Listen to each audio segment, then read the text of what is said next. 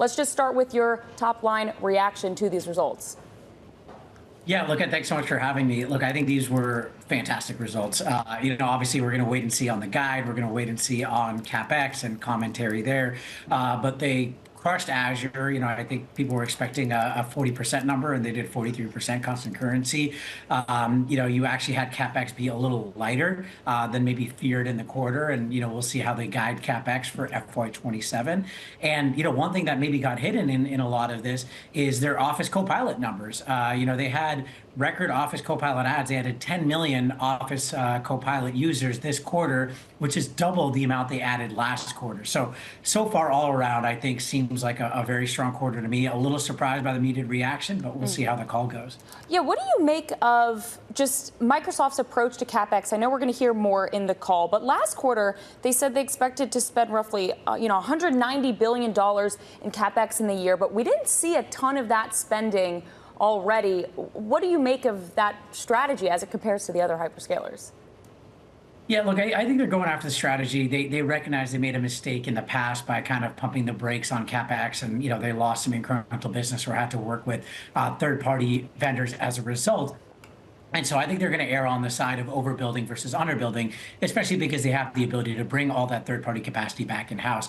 It might be kind of a seasonality piece of why maybe Capex was a little bit lighter than we would have expected, but we're watching very closely what Capex for FY27 will look like. I think the street's at 190. I'm at 230 billion, fully burdened, including capital leases.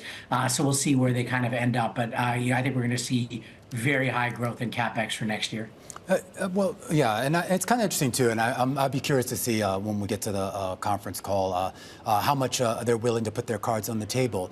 But when we talk about the annualized pace that we've seen, even with the slight miss today or missed expectations on the downside, you're still tracking in that $190 to $200 billion range, if that actually sticks here.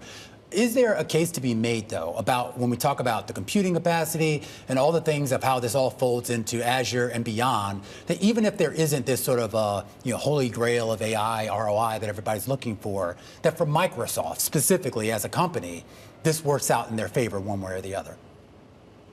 I think that's exactly right. They have enough stock gaps and the that they're in a good situation that if we ever hit a point of which we collectively have overbuilt capacity, and I think everyone's expecting that to happen at some point. That's what happens when the largest hyperscalers are spending combined the GDP of Sweden, and maybe that number is going to go even higher on physical Capex. At some point we will overbuild. And I think with Microsoft, because remember they have so many third-party cloud deals with OCI, with CoreWeave, with Nebius, with a lot of others, they have expressed publicly their desire to bring that back all in-house over time.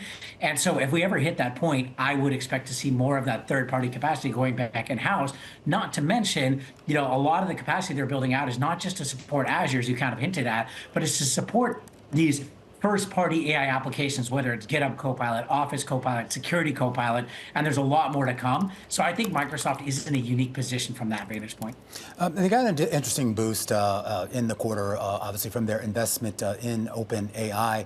I'm curious, I don't want it to be too loaded of a question, but does their investment and relationship with OpenAI at any point, in your view, become a little bit more of a liability and less additive to their bottom line?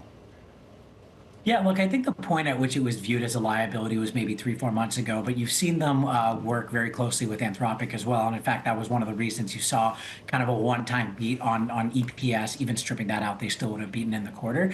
But the Anthropic market valuation has been marked up. But I think importantly, Microsoft has embraced multimodality. They've built all their AI applications in such a manner that it can work with OpenAI and Anthropic and open source and whatever have you. And they're definitely leaning into that. I mean, you've seen Satya really embrace the concept of distillation, embrace the concept of multimodality, especially as we're going through this era where enterprises are trying to figure out how do they, maximize their token budgets, after we were kind of going through that era of token maxing where things were kind of off the charts. At the same time, they do still have the perpetual right, or not perpetual, but until 2032, the IP rights to OpenAI, which means that they can build their own fine-tuned or domain-specific models, leveraging that and not have to eat the margin, not have to spend additional capex for specifically that model development. And I think that puts them in a really good position from a model standpoint, that they don't have to have their own frontier model, because to a certain extent, OpenAI is their frontier model. Speaking of enterprise budgets, Microsoft 365 Copilot reached over 30 million paid seats. How sticky is that business? Look, I think it's only going to get stickier, right? A lot of that maybe a year ago was a lot more experimental and a lot of pilots out there. I think ever since Satya stepped back into like the product side back in November, we've seen meaningfully improved customer feedback to Office Copilot, and I think it's only going to improve from here. And so as you get greater adoption, you get greater usage, you get greater customer feedback, I think the stickiness of that product is going to improve, and it's going to keep customers not locked in, but keep customers using the entire Office suite. Whereas that was a worry when Anthropic first announced co-work. Is this going to start to chip away at that? And so far, the answer to that seems no. If anything, you're seeing Microsoft actually integrate co-work as part of the Office suite now.